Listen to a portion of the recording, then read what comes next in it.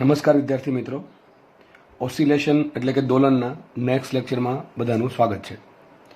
તો આપણે આને આગળનો જે લેક્ચર ભણેલો એમાં અવમંદિત દોલનો શું છે એની ડિટેલમાં ચર્ચા કરેલી. એમાં આપણે એવું જોયેલું કે અવમંદિત દોલનના કેસમાં દોલનનો જે કંપ વિસ્તાર છે એ સમય સાથે ધીમે ધીમે ઘટતો જાય છે, જે આપણે પ્રેક્ટિકલમાં અનુભવીએ છીએ. માનો કે કોઈ વ્યક્તિને હિંચકો નાખવામાં આવે એક વખત, તો અમુક સમય પછી હિંચકો ઓટોમેટિક બંધ થઈ જાય છે.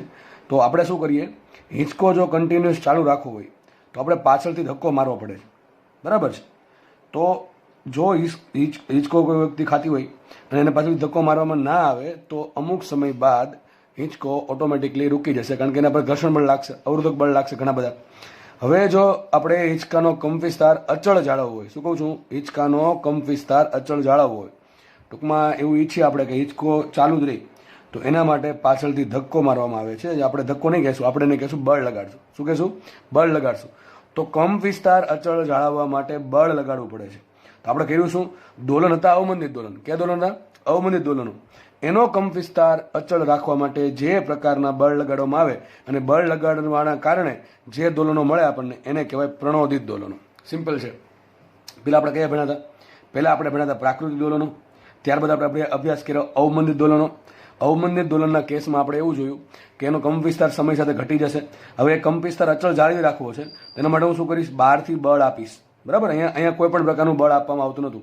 એક વખત સિસ્ટમને તમે બળ આપીને મૂકી દીધી એટલે સિસ્ટમ ઓટોમેટિકલી એની સરળ આવૃત્તિ સાથે ચાલુ રાખશે, જે પ્રેક્ટિકલી પોસિબલ નથી, કારણ કે આ સિસ્ટમ આઈડિયલ થઈ ગઈ, અનડેમ્પ સિસ્ટમ, એટલે કે એમાં કોઈ પણ પ્રકારનું અવરોધક બળ નથી એવું સિસ્ટમ, જે હકીકત પ્રેક્ટિકલમાં પોસિબલ નથી. તો આપણે પ્રેક્ટિકલ તરફ જઈએ તો દોલનો કેવા મળે આપણને? અવમંદિત દોલનો મળે, જેના કેસમાં કંપ વિસ્તાર અચળ નથી હોતો.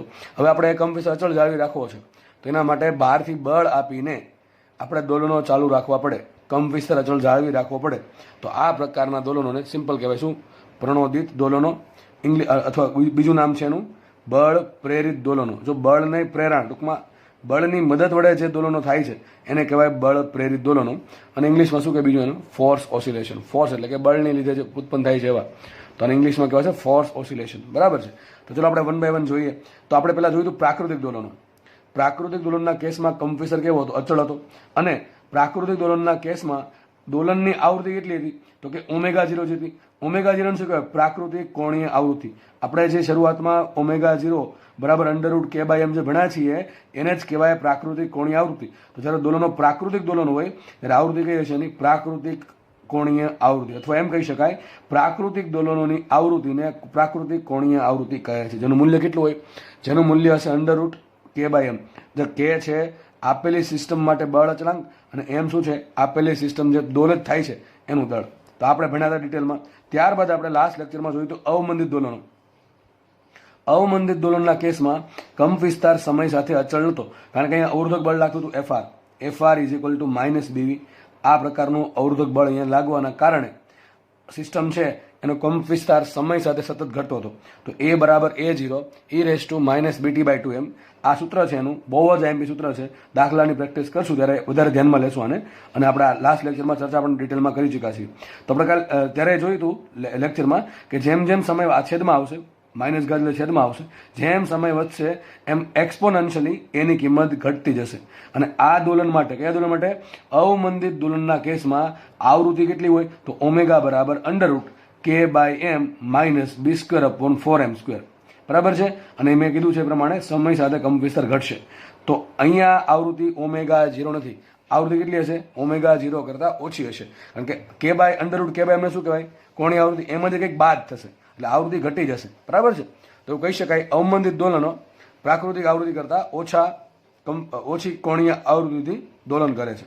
હવે આજે આપણે જે ભણવાના છીએ ધેટ ઇઝ ફોર્સ ઓસિલેશન અથવા પ્રણોદિત દોલનો. તો આપણે મેં તમને કીધું એ પ્રમાણે અવમંદિત દોલનનો કંપ વિસ્તાર સમય સાથે ઘટે છે. હવે એ કંપ વિસ્તારને આપણે અચળ જાળવી રાખવો છે. કેવો જાળવી રાખવો છે? અચળ. મારે કોઈ બી રીતે કંપ વિસ્તાર ઘટવા દેવો નથી. તો એના માટે હું શું કરીશ? બળની મદદ લઈશ. તો શું લખવું છે? બળની મદદ વડે અવમંદિત દોલનો. કેમ લખવું અવમંદિત દોલનો? અરે ભાઈ, આનો કંપ વિસ્તાર ઘટે છે ને, જેનો કંપ વિસ્તાર ઘટતો હોય સમય સાથે એને મારે અચળ રાખવો છે. તો કોનો ઘટે છે? અવમંદિત દોલનોનો. તો ધ્યાનથી વાંચો શું કહે છે? બળની મદદ વડે અવમંદિત દોલનનો કંપ વિસ્તાર અચળ જાળવી રાખવા માટે આપણે એક આવર્ત બળ આપશું. બળ આપશું પણ કેવું? આવર્ત. આવર્ત એટલે કેવું? ચલો મને એમ કે આવર્ત બળ કોને કહેવાય? આવર્તનો મિનિંગ શું થાય? સિમ્પલ ભાષામાં આવર્ત ગતિ તમને સમજાવી હતી, પણ આવર્તનો મતલબ શું થાય? આવર્ત એટલે એવી વસ્તુ કે જે નિશ્ચિત સમય પછી પુનરાવર્તન થાય છે. મને એમ કહો, કોઈ વ્યક્તિ હિંચકો નાખે છે, કોઈ વ્યક્તિ હિંચકે આપણે બેઠી છે અને પાછળથી કોઈ વ્યક્તિ હિંચકો નાખે છે, તો હું શું પેલો જે વ્યક્તિ પાછળથી ધક્કો મારે છે, બરાબર છે, ધક્કો મારે છે, એ સતત ધક્કો ચાલુ રાખે છે, પોતે હિંચકો આમ માનો કે પેલી વ્યક્તિ છે અહીંયા છે, પેલો ધક્કો મારે છે આ રીતે, શું પેલો વ્યક્તિ જે ધક્કો મારે એ જોડે જોડે જાય છે હિંચકાની, કે ચલો અહીંયાથી ધક્કો મારીશ, અહીંયા ધક્કો મારીશ, ટૂંકમાં અહીંયા હવામાં ધક્કો મારશે, એવું નથી થતું. શું કરે છે? કારણ કે પેલી વ્યક્તિ અહીંયા આવી, એને એક વખત ધક્કો મારી દીધો તો ઓટોમેટિકલી બીજી પેલી જે વ્યક્તિ છે એ આ પ્રમાણે દોલન કરીને ફરતી પછી નહીં આવશે, ફરતી પછી ધક્કો મારશે. આ પ્રમાણે જ્યારે એક સ્થાન પર આવે છે ત્યારે જ બળ લાગે છે, સતત બળ લાગતું નથી. સમજ પડે છે? તો કોઈ એક જગ્યાએ અથવા કોઈ નિશ્ચિત સમયે બળ લાગે છે, એટલા માટે એને કીધું આવર્ત બળ. સમજ પડી કે ન પડી? ફરતી કહું છું, હિંચકો નાખતા હોય કોઈ વ્યક્તિને ત્યારે આપણે સતત બળ લગાડતા નથી. એક વખત ધક્કો મારી અને ફરતી પાછી પેલી વ્યક્તિ જ્યારે પાછી આવશે અથવા હિંચકો જ્યારે પાછો આવશે ત્યારે ફરી પાછું બળ લગાડીએ છીએ, કે સતત બળ એને જોડે જોડે જઈએ હિંચકાની બળ ભાઈ ધક્કો મારો ધક્કો મારો ધક્કો મારો, એવું દર વખતે નથી થતું. એક જ વખત ધક્કો મારીએ છીએ, ફરતી પાછી પેલી વ્યક્તિ બીજી સાઈડ જઈને ફરતી પાછી એ સ્થાને આવે છે તે પાછો ધક્કો લાગે છે, બરાબર છે? તો આ પ્રકારનું બળ છે આવર્ત બળ કહેવાય. ડેટ મીન્સ કે એક નિશ્ચિત સમય સુધી લાગે છે અથવા એક નિશ્ચિત સમય લાગે છે, એવા બળને કહેવાય આવર્ત બળ. બરાબર? સિમ્પલ. તો આપણે પ્રણોદિત દોલનમાં જે બળની મદદ લેશું એ બળ મારું કેવું છે? આવર્ત બળ. તમને ખબર છે આવર્ત વસ્તુ કોના પર ડિપેન્ડ કરે? આવર્ત ગતિમાં આપણે દોલન ગતિ જોઈ હતી, દોલન ગતિમાં સરળ આવર્ત ગતિ જોઈ હતી, તો એ પ્રમાણે યાદ રાખજો આવર્ત બળ છે ને એ આપણે આ ટાઈપનું લેશું. કેવું કઈ ટાઈપનું લેશું? સાઇન પર આધારિત. તો આવર્ત બળ છે F0 સાઇન ઓમેગા ટી. જે F0 છે એનું મહત્તમ મૂલ્ય, બરાબર છે? જેમ જેમ સમય પસાર થશે એમ સાઇનને અનુલક્ષીને બળ છે ધીમે ધીમે 0 થઈ જશે. સમજ પડે કે નહીં પડતી? તો આપણે આવર્ત બળ કઈ ટાઈપનું લીધું છે? સાઇનોસોઇડિયલ. આવર્ત બળ કઈ ટાઈપનું લીધું છે? સાઇનોસોઇડિયલ. સાઇનોસોઇડિયલ કોને કહેવાય? મેં તમને કીધું હતું જે ફંક્શન છે એ સાઇનનું હોય અથવા કોસનું ફંક્શન હોય એવા ફંક્શનને કહેવાય સાઇનોસોઇડિયલ ફંક્શન. તો આપણું જે આવર્ત બળ છે એ આપણું કંઈક આ ટાઈપનું છે, F0 સાઇન ઓમેગા ટી. ખાલી F0 નથી. F0 મતલબ શું થાય? કે સતત બળ લાગે છે. F0 સતત બળ તો લાગતું છે નહીં, અમુક સમય માટે જ લાગે છે. કેટલું લાગશે? F0 sign omega T. આપણે આ પ્રકારનું બળ લીધું છે આવર્ત બળ. સમજ પડી ગઈ? તો ચલો ફરીથી વાંચીએ. બળની મદદ વડે અવમંદિત દોલનનો કંપ વિસ્તાર અચળ જાળવી રાખવા માટે આપણે આવર્ત બળ આપીશું. એના કારણે શું થાય? કંપ વિસ્તાર અચળ રહેશે. કંપ વિસ્તાર અચળ રહેશે. અને બીજું કીધું છે આ આપણે બે વસ્તુ જોઈ છે. જો કંપ વિસ્તાર કેટલો હોય અને આવૃત્તિ કેટલી હોય. અહીંયા કંપ વિસ્તાર કેટલો, આવૃત્તિ કેટલી. અહીંયા કંપ વિસ્તાર કેટલો, અચળ. કેટલો કંપ વિસ્તાર? અચળ છે. અને આવૃત્તિ કેટલી? તમે જે બળ લગાડશો એ બળની જે આવૃત્તિ છે એ આવૃત્તિથી દોલન થશે. જો અહીંયા શેનાથી દોલન થાય? પ્રાકૃતિક આવૃત્તિથી. અહીંયા શેનાથી દોલન થશે? અહીંયા દોલન થશે ઓમેગા. ઓમેગા શું છે? કે √k/m - b²/4m². ધેટ મીન્સ પ્રાકૃતિક આવૃત્તિથી ઓછી આવૃત્તિ છે કોઈ પણ એનથી દોલન થાય છે. પરંતુ પ્રણોદિત દોલનના કેસમાં દોલનની આવૃત્તિ શું છે? તો તમારા બળની જે આવૃત્તિ છે જો એ લખ્યું છે F0 સાઇન ઓમેગા ટી. આ ઓમેગા શું છે? ઓમેગા છે એ આવર્ત બળની આવૃત્તિ છે અને એ જ આવૃત્તિ દોલનની આવૃત્તિ થશે. તો વાંચો અહીંયા, દોલન આવર્ત બળની કોણીય આવૃત્તિથી થશે. આઈએમપી વસ્તુ, બે વસ્તુ આઈએમપી છે આમાં. દરેકમાં આપણે જોયું આમાં કંપ વિસ્તાર અચળ હશે અને બીજું આમાં આવૃત્તિ શું હશે? તમે જે આવર્ત બળ આપ્યું છે એ આપણે આપવાનું છે. ટૂંકમાં આપણા હાથમાં છે કેટલું આપવું, કેટલું ન આપવું, ક્યારે આપવું, બધું આપણા હાથમાં છે. ટૂંકમાં આપણે ડિસાઇડ કરી શકશું આપણી રીતે. આપણે જે પ્રમાણે સિસ્ટમ ડિઝાઇન કરવા ઈચ્છીએ છીએ એ રીતનું આપણે બળ આપવું પડે. કેટલા મૂલ્યનું આપવું, કેટલા સમય સુધી આપવું, એ બધું આપણા પર ડિપેન્ડ કરે છે. તો આપણે જે બળ આપશું એની જે આવૃત્તિ છે, આ ઓમેગા શું છે? બળની આવૃત્તિ. એક્ઝેક્ટલી બળ અથવા સિમ્પલ આવર્ત બળની આવૃત્તિ. તો તમે જે આવર્ત બળની આવૃત્તિ સેટ કરશો એ જ આવૃત્તિથી તમારા પ્રણોદિત દોલનો થશે. તો પ્રશ્ન પૂછાય. ચલો પહેલો પ્રશ્ન, પ્રણોદિત દોલનના કેસમાં આવર્તકાળ અચળ હોય કે નહીં? ઘણા વાંચે પ્રણોદિત દોલનો તો યાદ આમ આવે કે સારું આ તો પ્રણોદિત એટલે પ્રેક્ટિકલ જેવું થાય. પ્રેક્ટિકલમાં તો દોલનનો આવર્તકાળ અચળ ન હોય તો ખોટું ટીક કરીને આવે. હવે પ્રણોદિત દોલનમાં આવર્તકાળ અચળ હોય. આ પ્રેક્ટિકલ જ છે. આ કન્ડિશન પણ પ્રેક્ટિકલ જ છે. બરાબર છે? અવમંદિત દોલનના કેસમાં કંપ વિસ્તાર સમય સાથે ઘટે, પણ પ્રણોદિત દોલનના કેસમાં બળની અસરના કારણે કંપ વિસ્તાર અચળ હશે. તમને પૂછે નીચેનામાંથી કયા કેસમાં આવર્તકાળ અચળ છે? તો કયા બે આન્સર આવે? પ્રાકૃતિક દોલનના કેસમાં અને પ્રણોદિત દોલનના કેસમાં તમારો આવર્તકાળ પેલું શું કે કંપ વિસ્તાર અચળ રહેશે. પરંતુ અવમંદિત દોલનના કેસમાં કંપ વિસ્તાર સમય સાથે ઘટે છે. ચલો બીજો પ્રશ્ન, પ્રાકૃતિક દોલનની આવૃત્તિ કેટલી? ω0 √k/m. અવમંદિત દોલનની આવૃત્તિ કેટલી? ઓમેગા બરાબર √k/m - b²/4m². અને પ્રણોદિત દોલનની આવૃત્તિ કેટલી? ઓમેગા ઓમેગા શું છે? ઓમેગા છે આપણે જે બળ આપ્યું છે આવર્ત બળ એની કોણીય આવૃત્તિ. અહીંયા ઓમેગા 0 થી દોલન નહીં થાય, અને જો ભૂલથી તે ઓમેગા 0 આવૃત્તિથી દોલન થયા તમારી સિસ્ટમ આખી ભાંગી જશે, કોલેપ્સ થઈ જશે. બરાબર છે? જેને કહેશું અનુનાદ, એ આપણે ભણીશું હમણાં થોડાક સમયમાં. પણ દોલન અહીંયા ઓમેગાથી થશે, એટલે ભૂલથી એવું ટીક કરીને નહીં આવતા કે પ્રણોદિત દોલનમાં દોલનો ઓમેગા 0 એટલે કે પ્રાકૃતિક આવૃત્તિ થાય છે. ભૂલથી થવા ન જોઈએ, ભૂલથી પણ ઓમેગા 0 આવૃત્તિથી પ્રણોદિત દોલન થવા જોઈએ નહીં, બાકી સિસ્ટમ આખી ભાંગી જશે. બરાબર છે? તો ચલો આપણે સ્ટાર્ટ કરીએ. તો તમને બેઝિક માહિતી જસ્ટ આપી છે. આઈ હોપ કે તમને એકદમ ખ્યાલ છે, ત્રણેય વિષયનો ક્લિયર થઈ ગયો હશે. બે વસ્તુ હંમેશા યાદ રાખવાની, આ બેમાં કમ્પ્યુટર સરખો, આમાં કમ્પ્યુટર સમય સાથે ઘટે છે, આમાં આવૃત્તિ પ્રાકૃતિક હોય, આમાં આવૃત્તિ કેટલી હોય? ઓમેગા બરાબર √k/m - b²/4m², અને આમાં આવૃત્તિ કેટલી હોય? આમાં આવૃત્તિ હશે આપેલા આપણે જે આવર્ત બળ આપી છે એ બળની આવૃત્તિ. ચલો લખ્યું છે ઓમેગા શું છે? ઓમેગા બરાબર આવર્ત બળની કોણીય આવૃત્તિ, અથવા શું થશે? દોલનની આવૃત્તિ. કયા દોલનની? પ્રણોદિત દોલનની આવૃત્તિ. આ બે સરખું જ છે. ટૂંકમાં કહેવા એમ માંગે છે કે આવર્ત બળની જે કોણીય આવૃત્તિ છે એ પ્રણોદિત દોલનની આવૃત્તિ થશે. તો આગળ વધીએ, આપણે એનું સમીકરણ બનાવીએ. તો વિચારો, અત્યાર સુધી આપણે ભાઈ સિસ્ટમ જે હતી, કઈ સિસ્ટમ? અવમંદિત દોલન. પહેલા આપણે અવમંદિત દોલનની વાત કરીએ. ડાયરેક્ટ આપણે આના પર આવી જઈએ. વિચારો, આપણી પાસે જે અવમંદિત દોલન હતું એનું સૂત્ર શું હતું? આવું કંઈક તમને ખબર છે, આવું કંઈક હતું. એફ પરિણામી બરાબર F resistance plus F spring. હવે એફ પરિમાણીને શું કહેવાય? પરિણામી.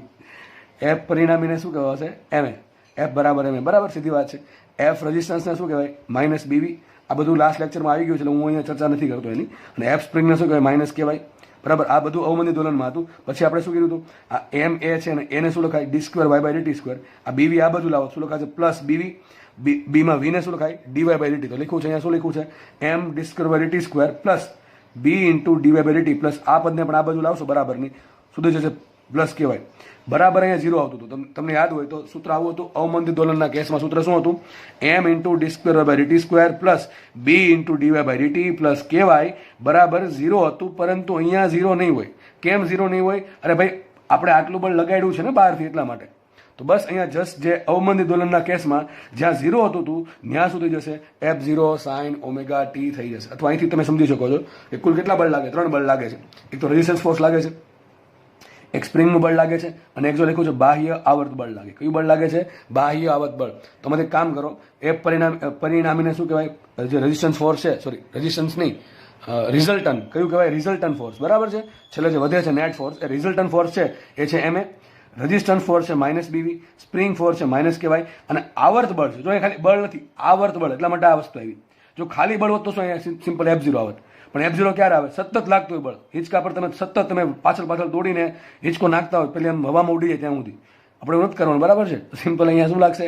આવર્ત બળ લાગશે. એટલા માટે એક સમય સુધી લાગશે, પછી બંધ થઈ જશે, પછી ફરીથી પાછું લાગશે. એ રીતે તો સૂત્ર આવશે f0 sin ઓમેગા t. તમે કોસ પણ લઈ શકો, સાઇન પણ લઈ શકો. બરાબર છે? આવર્ત બળ છે એટલે.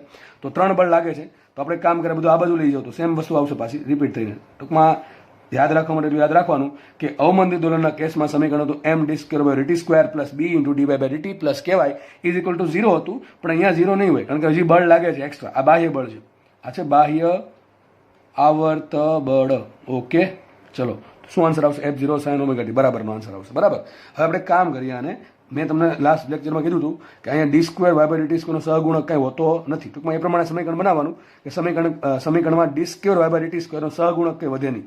તો આપણે કામ કરશું, આખા સમીકરણને છે ને આપણે ભાંગી નાખીએ. સ્મોલ m એટલે કે દળ વડે ભાંગીએ તો સમીકરણ બનશે. તમારે યાદ રાખવાનું છે, યાદ. d²y/dt² plus b/m dy/dt plus k/m y f0/m આવશે ને? બધાને m વડે ભાંગો એટલે f0/m sin ઓમેગા t. આવું બેઠું સમીકરણ ધોરણ 12 માં આવશે, એસી વાળા ચેપ્ટરમાં. અલ્ટરનેટિંગ કરંટ ભણશું, એક ચેપ્ટર અલ્ટરનેટિંગ કરંટ. એમાં તમને બેઠું સમીકરણ પાછું યાદ અપાવીશ, અને આ સમીકરણના આધારે જી 2020-20માં હમણાં દાખલો પણ પૂછાઈ ગયો. સિમ્પલ 4 માર્કનો રોકડા માર્ક્સ આવ્યો એવો દાખલો પણ હતો. તો સેમ આપણે સમીકરણ ધોરણ 12માં હું તમને ફરી યાદ અપાવીશ કે આપણે ધોરણ 11માં દોલન ભણ્યા હતા. એ દોલનમાં આપણે પ્રણોદિત દોલનો ભણ્યા હતા. પ્રણોદિત દોલનનું સમીકરણ આવું કંઈક હતું. તો ભવિષ્યમાં પણ તમારે યાદ રાખવું પડશે, અને અત્યારે પણ યાદ રાખવું પડશે. ટૂંકમાં ધેટ મીન્સ આપણે અત્યારથી તૈયારી કરીએ તો ધોરણ 12માં પણ ખ્યાલ ક્લિયર કટ થઈ જાય. સમીકરણ શું આવશે? d²y/dt² plus b/m dy/dt plus k/m y f0/m sin omega t. આ ઓમેગા શું છે? ઓમેગા છે આપણા બળ આપી એની આવૃત્તિ. આ k/m શું થશે? કે બાય એમ થાય ઓમેગા 0 સ્ક્વેર. શું થાય? Omega 0 square. ધેટ ઇઝ પ્રાકૃતિક આવૃત્તિનો વર્ગ. બંનેમાં ઘણો ડિફરન્સ છે. આ બંને કોઈ દી સરખી થવી જોઈએ નહીં. કયા કેસમાં? પ્રણોદિત દોલનના કેસમાં. અને આમાં તો કોઈ દી સરખી થશે જ નહીં. કારણ શું છે? ઓમેગા બરાબર છે under root K by M minus B square upon 4m square. સરખી ક્યારે થાય? ઓમેગા અને ઓમેગા 0 સરખી ક્યારે થાય? અરે બી 0 હોય તો. પણ બી 0 મૂકશો તો અવમંદિત દોલન વધશે જ નહીં. અવમંદિત દોલન ઉત્પન્ન ક્યારે થાય? જ્યારે રેઝિસ્ટન્સ પર લાગે તો. બરાબર છે. તમે બી 0 મૂકશો તો ક્યાં દોલન થઈ જશે? ઓટોમેટિકલી પ્રાકૃતિક દોલન થઈ જશે. તો કોઈ દિવસ ઓમેગા અને ઓમેગા 0 સરખા થાય નહીં. પરંતુ આ કેસમાં કોઈ દી સરખા થવા જોઈએ નહીં. આમાં સરખા થઈ શકે પણ ભૂલથી સરખા થવા જોઈએ નહીં. બાકી આપણી સિસ્ટમ આખી ભાંગી જશે. ચલો આગળ વધીએ આપણે. તો સમીકરણ બધા માટે બાય એમપી છે, યાદ રાખવું ફરજિયાત છે. દાખલા રોકડા સીધા 4 માં કપાવશે. શું સમીકરણ છે? D square Y by DT. પહેલા આપણે ખાલી એટલું જ હતું. જો એક કામ કરવામાં બી બરાબર 0 મૂકી દો અને એફ બરાબર 0 મૂકી દો. એફ 0 બરાબર 0 મૂકી દો. ચલો તો કયું સમીકરણ આવી જશે? આપણું પહેલું જૂનું સમીકરણ. જો બી બરાબર 0 મૂકો તો આ પદ ઉડી જશે. ઓકે, આ પદ ઉડી ગયું. અને એફ 0 મૂકો તો આ પદ ઉડી ગયું. બરાબર છે? સમજ પડે કે નહીં? તો શું વધશે? ખાલી જો આટલું વધશે. D square Y by DT square plus K by M into Y બરાબર 0. અહીંયા 0 આવશે ને? ઓકે, ચલો આપણે આ શરૂઆત અહીંથી કરી હતી. સરળ આવત ગતિની, એકદમ સિમ્પલ, એકદમ આઈડિયલ, એકદમ આદર્શ. બરાબર છે? કોઈ પણ પ્રકારના અવરોધ વગરની સરળ આવત ગતિ હોય તો સમીકરણ શું આવે? D square Y by DT square plus K by M into Y is equal to 0 અથવા ઓમેગા 0 સ્ક્વેર વાય બરાબર 0. પછી આપણે અવરોધક બળને લેવા. બરાબર છે? તો સમીકરણ શું બની ગયું? D square Y by DT square plus B by M into D Y by DT plus K by M into Y is equal to 0. પછી આપણે બળને લેવા, આવર્ત બળને. તો સમીકરણ લેટેસ્ટ એકદમ આ છે. તો મોટા મોટું સમીકરણ આ બને. આનાથી મોટું સમીકરણ હવે આપણે સિલેબસમાં નથી. બરાબર છે? બાકી તમે વાઇબ્રેશન ભણો તો હજી ઘણું બધું આમાં ડિટેલમાં આવશે. મિકેનિકલ એન્જિનિયર બનશો અને સારી કોલેજમાં એડમિશન મળશે અને ત્યાં જો ભણાવશે વાઇબ્રેશન તો તમે વાઇબ્રેશનમાં આનાથી હજી આગળ જવાના છો. ઘણા બધા આવે. Single degree of freedom vibration, double degree of freedom vibration. બરાબર છે? Whirling speed of shaft. ઘણું બધું ભણવાનું આવે છે. આપણે કાંઈ પણ સિલેબસમાં નથી. ઓકે, ચલો આગળ વધીએ. તો ફરીથી પાછી અહીંયા એ જ વાત કરી છે પ્રણોદિત દોલનનું સમીકરણ. અને મેં તમને કીધું છે ભાઈ કે તમે લેક્ચર સ્ટાર્ટ કરો અને પહેલાં જે આખું પેજ દેખાતું હોય એનો આખો સ્ક્રીનશોટ પાડી લો, જેથી તમને લખવામાં સરળતા રહે. બાકી આમાંથી તમારે લખવું હોય તો થોડુંક અઘરું પડશે. આઈ થિંક એવું તમને જણાશે કે આમાંથી લખવું થોડુંક અઘરું છે. તો શરૂઆતમાં તે સ્ક્રીનશોટ પાડી લેવો. બરાબર છે? વિડીયો પાછો રિવાઇઝ કરી લેવો એટલે તમને સ્ક્રીનશોટ મળી જાય. ચલો, તો પ્રણોદિત દોલનનું સમીકરણ આપણે જોયું. શું આવે? D square by DT square plus B by M DY by DT plus K by M into Y is equal to F 0 by M sine omega T. આને આપણે વ્યવસ્થિત કરીએ તો શું લખાય? આ કે બાય એમ છે ને શું લખાય? ઓમેગા 0 સ્ક્વેર લખાય. પણ ઓમેગા 0 શું થશે? પ્રાકૃતિક કોણીય આવૃત્તિ. શું થાય? પ્રાકૃતિક કોણીય આવૃત્તિ. જો કે અહીંયા શું છે? વર્ગ છે. પણ ઓમેગા 0 શું કહેવાય? ઓમેગા 0 ને કહેવાય પ્રાકૃતિક કોણીય આવૃત્તિ. અને આ ઓમેગા શું છે? ઓમેગા છે આવર્ત બળની આવૃત્તિ અથવા દોલનની આવૃત્તિ. કેમ? કયા દોલનની આવૃત્તિ? પ્રણોદિત અથવા ફોર્સ ઓસિલેશન થાય છે. બરાબર છે? જે ફોર્સ ઓસિલેશન થાય છે એની આવૃત્તિ. ટૂંકમાં તમે આવર્ત બળની આવૃત્તિ લખો કે દોલનની આવૃત્તિ લખો, સરખી જ છે. કારણ કે જે આવૃત્તિથી તમે બળ આપશો, અહીં કોણીય આવૃત્તિ બોલું કે આવૃત્તિ બોલું, એ સરખું થશે. તો જે તમે કોણીય આવૃત્તિ બળ લગાડશો એટલા જ કોણીય આવૃત્તિથી દોલન થશે. તો આ બંને, આ બે અલગ અલગ વસ્તુ છે. આ છે પ્રાકૃતિક કોણીય આવૃત્તિ અને આ છે આવર્ત બળની કોણીય આવૃત્તિ અથવા દોલનની કોણીય આવૃત્તિ. ચલો હવે આનું સમીકરણ વિચારીએ. પહેલા આપણે જો દરેક વખતે શું કર્યું? આપણે લાસ્ટ જે અવમંદન દોલન ભણ્યા હતા એમાં પણ વસ્તુ આ જ કરી હતી. પહેલા સમીકરણ લેવા હતા, પછી એનું વાયનું સમીકરણ, પછી એનું કંપીસાનું સમીકરણ, પછી ઓમેગાનું સમીકરણ. બરાબર છે? સેમ વસ્તુ આમાં. પહેલા આપણે આખું સમીકરણ બનાવ્યું, આપણે વ્યવસ્થિત સાબિત કર્યું. ત્યારબાદ હવે શું મૂકીએ? સમીકરણ લખીએ એનું વાયનું, કે વાય છે એનું શું હોય. ચલો તો યાદ કરો, પ્રણોદિત દોલન અવમંદનના કેસમાં સમીકરણ શું હતું? તમને યાદ હશે. સમીકરણ આવું કંઈક હતું, વાય બરાબર એ ટી. અહીં એ ટી એટલા માટે લખવું પડે છે કંપીસ્તાર સમય સાથે અચળ નહોતો. ગુણ્યા શું કરતા હતા? સાઇન ઇન્ટુ જે આવૃત્તિથી દોલન થાય છે એ આવે. શું હતું? Omega dash T plus 5. જો ત્યાં અચળ એ ટી અચળ નહોતું અને omega dash T, omega dash શું હતું? તમને ખબર છે ઓમેગા ડેશ શું હતું? Under root K by M minus B square upon 4m. આટલું હતું. બરાબર છે? આની પહેલા આપણે સરળ આવત ગતિ ભણ્યા, એકદમ સિમ્પલ જે ભણ્યા છે. સૂત્ર શું હતું? વાય બરાબર A sine omega T plus 5. પણ અહીંયા ઓમેગા કયું હતું? ઓમેગા 0 હતું. તમને યાદ છે મેં કીધું હતું કે જે ઓમેગા છે અંડર રૂટ કે બાય મને ઓમેગા 0 કહેશું. તો આ આપણે શરૂઆત કરી અહીંથી. તો આ હતું આપણું એકદમ સિમ્પલ સરળ આવર્ત ગતિનું સમીકરણ. ત્યારબાદ ભેણા આપણે અવમંદિતનું સમીકરણ શું આવે? વાય બરાબર, જો અહીંયા એ અચળ હતો, અહીંયા એ અચળ હતો, પણ અહીંયા એ અચળ નથી. અહીંયા પ્રાકૃતિક કોણીય આવૃત્તિથી દોલન થશે, અહીંયા ઓમેગા ડેશ થી દોલન થશે. હવે ત્રીજું ભણીએ છીએ બળવાળું. ચલો વાય બરાબર સૂત્ર આવશે, સમીકરણ તો બધા આવા જ આવશે. વાય બરાબર A sine omega T plus 5. પણ બે વસ્તુ બદલે, એક તો કંઈક એ બદલશે અને ઓમેગા બદલશે. અહીંયા એ અચળ છે, ઓમેગા 0 અચળ છે. અહીંયા એ ટી અચળ નથી અને ઓમેગા ડેશની કિંમત આટલી છે. બરાબર છે? ઓમેગા 0 કરતાં થોડીક ઓછી. હવે અહીંયા ભણીએ. અહીંયા સમીકરણ આવશે વાય બરાબર A sine omega T plus 5. આના જેવું જ છે. જો વાય બરાબર A sine omega dash T plus 5. પરંતુ અહીંયા એ અચળ છે. અહીંયા જેમ એ અચળ છે અહીંયા પણ એ અચળ છે. સર એ કેમ અચળ છે? અરે ભાઈ, બળ આપણે આપીએ છીએ આવર્ત બળ. આવર્ત બળનું કારણ જ એ છે આને અચળ રાખવાનું. બરાબર છે. હિંચકો નાખવાનું કારણ શું? હિંચકો ચાલુ રહી સેમ જેટલી.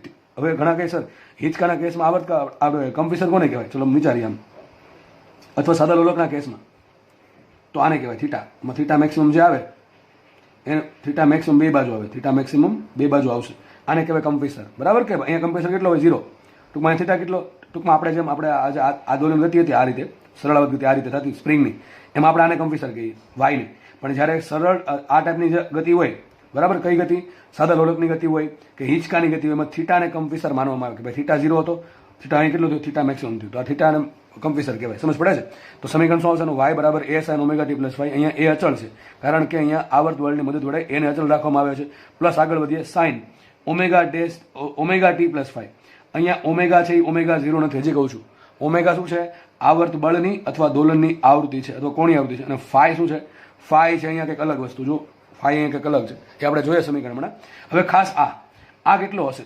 તો એનું સૂત્ર બહુ મોટું છે, તમારે યાદ રાખવું ફરજિયાત છે. આ સૂત્ર 4-5 વખત લખશો ત્યારે મસ્ત રીતે યાદ રહી જશે. બાકી ગોખશો તો કંઈ યાદ નહીં રહે, કાલ સવાર ભૂલી જશે પાછું. તો ટૂંકમાં યાદ તમારે વ્યવસ્થિત રાખવાનું છે. સમીકરણ આવું છે એ બરાબર F0 ના છેદમાં m સ્ક્વેર કાઉન્સમાં omega 0 square minus omega square નો સ્ક્વેર. બરાબર, આ આખાનો સ્ક્વેર છે. એ કાઉન્સ આવશે, સોરી. ટૂંકમાં omega 0 square minus omega square ની બાદબાકી કરીને આખાનો સ્ક્વેર ઇન્ટુ શું કરવાનું? m square plus B square omega square નું વર્ગમૂળ. ટૂંકમાં આ છેદમાં આખું એમાં જ વર્ગમૂળમાં જ. આમ પણ બોલે એ બરાબર F0 divided by under root m square into omega 0 square minus omega square square plus B square omega square. સમીકરણ યાદ રાખવું જરૂરી. દરેક પદ સમજ. ચલો F શું છે? F0. ચલો બળનું મહત્તમ મૂલ્ય શું છે? આપણે ખબર છે તમને. બળ કેટલું આપ્યું? આપણે બળ આપ્યું F બરાબર F0 સાઇન ઓમેગા ટી. તો જે બળની મહત્તમ કિંમત છે કોઈ પણ સમયે એ છે F0. m શું છે? સિસ્ટમનું માસ. જે સિસ્ટમ પ્રણોદિત દોલન કરે છે એનું માસ. ઓમેગા 0 શું છે? ઓમેગા 0 પ્રાકૃતિક કોણીય આવૃત્તિ. યાદ છે ને ઓમેગા 0? યાદ છે કે નહીં? ઓમેગા 0 શું? Under root K by m. Omega શું છે? તમે જે બળ આપ્યું છે એની કોણીય આવૃત્તિ અથવા તો દોલનની કોણીય આવૃત્તિ પ્લસ બી શું છે? અવમંદન અચળાંક અથવા અવમંદન ગુણાંક, જે લાસ્ટ આપણે ભણ્યા હતા. અને ફરી પાછું ઓમેગા સ્ક્વેર. ઓમેગા શું છે? તમે જે બળ આપ્યું છે એની કોણીય આવૃત્તિ અથવા પ્રણોદિત દોલનની કોણીય આવૃત્તિ. બરાબર છે? લખ્યું છે એ બરાબર F0 ડિવાઇડેડ બાય આટલું છે. હવે એમાં એક બીજી વસ્તુ આવે. આમાં બે વસ્તુ તમારે જોવાની હોય. એક તો એ જોવાનું હોય, ઓમેગા આપણને ખબર જ છે. ઓમેગા આપણા હાથમાં છે. જો આ કેસમાં ઓમેગા આપણા હાથમાં છે કારણ કે આપણે જેટલું બળ આપશું, જેટલી આવૃત્તિ બળ આપશું એટલી આવૃત્તિ તમારા દોલનની હશે.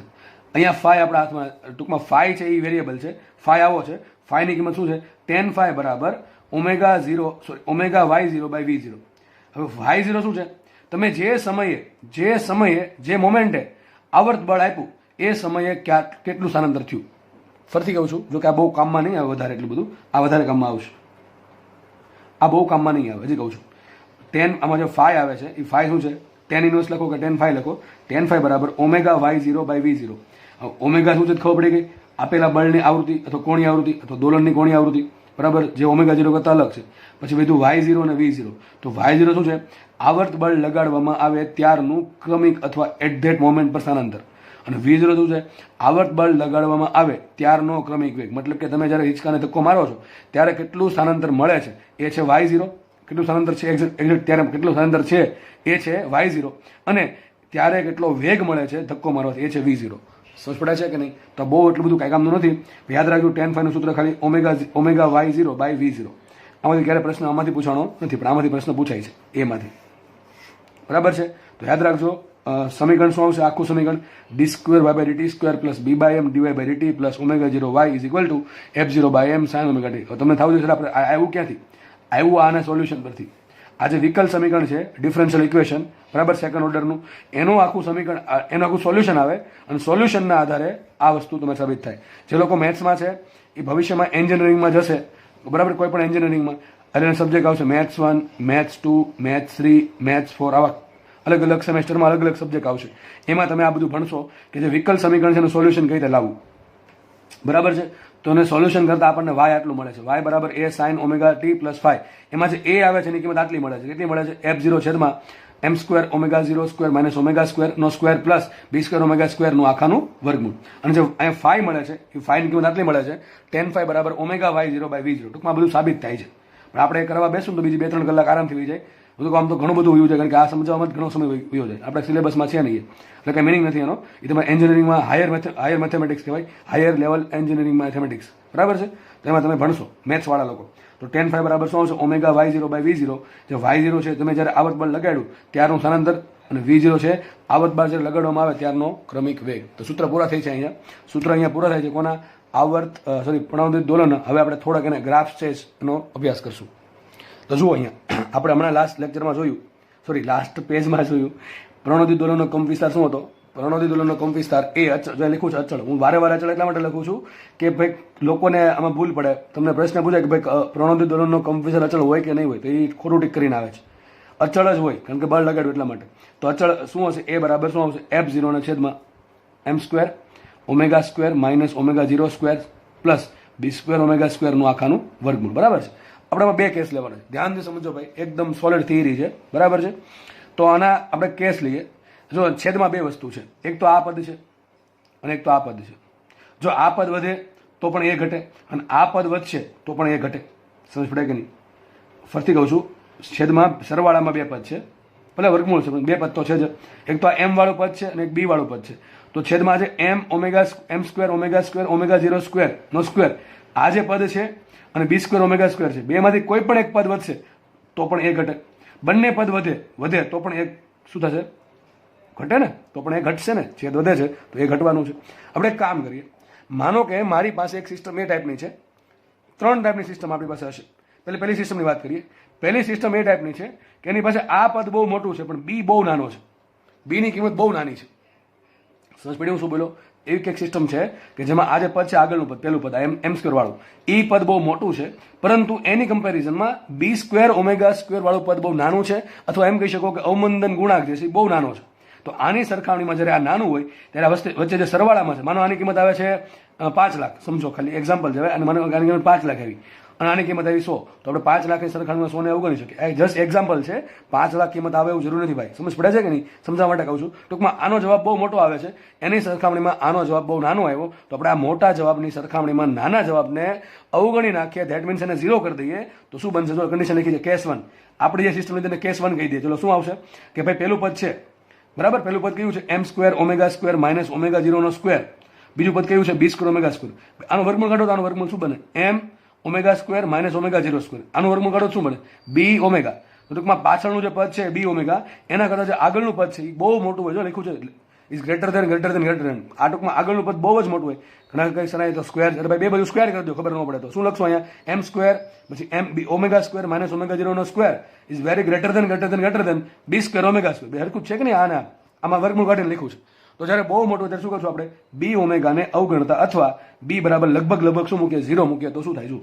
જો b બરાબર 0 મૂકી દઈએ તો શું આવશે? a બરાબર ઉપરનો f0 કઈ ફરક પડે ન પડે, એમ રહેશે. છેદમાં શું આવશે? m² ω² માઇનસ ω0² પ્લસ b², અને આ પદ તો ઉડી ગયું, 0 થઈ ગયું. ચલો આવું પદ વધ્યું તમારી પાસે, આવું પદ વધ્યું ને. જો આ પદ પાછળનું આ 0 થઈ ગયું એટલે મેં આમ ઢાંકી દીધું છે, બરાબર ને. હવે જો શું થશે? અહીંયા m² ω² માઇનસ ω0² અને વર્ગમૂળ છે. ચલો પેલા આ વર્ગ કોને લાગે છે? આને લાગે છે આ કાઉન્સને.